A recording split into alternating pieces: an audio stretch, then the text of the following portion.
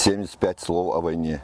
Мне кажется порою, что солдаты с кровавых, не пришедшие из полей. Интерактивный челлендж прекрасным произведением Расула Гамзатова «Журавли» открыл начальник службы подстанции Башир Миржоев. С его легкой руки все и началось. Эстафету подхватили многие. Когда на бой смертельный шли вы, отчизны верные сыны, о жизни мирной и счастливой мечталось вам среди войны. Пожарные. Вас героями называют недаром. Вклад в судьбу страны неоценим. Спасатели. Те дни, когда пожаров мгла багровой двигалась волною, победа над врагом была добыта дорогой ценой. Артисты. В этот день мы солдат вспоминаем, не вернувшихся всеми с войны. Депутаты. Прислала Родина наказ: разбейте вражью свору.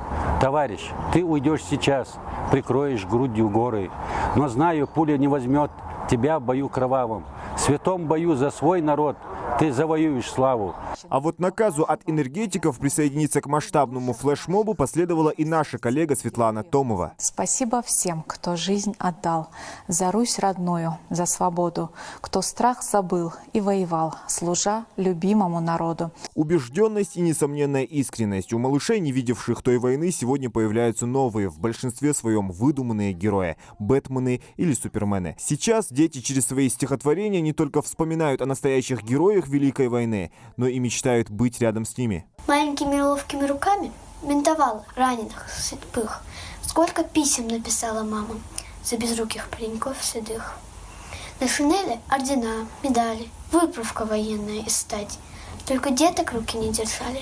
Не успела деток нарожать. Великая Отечественная унесла жизни более 27 миллионов человек. Из Ингушетии на фронт ушли более 20 тысяч человек. И это только официальная статистика. Столько же подвигов, столько же героев и примеров великого мужества, которых остается на устах у людей и спустя 75 лет, и который не померкнет до скончания веков. Слава нашим генералам и солдатам рядовым. Слава павшим и живым. От души спасибо им.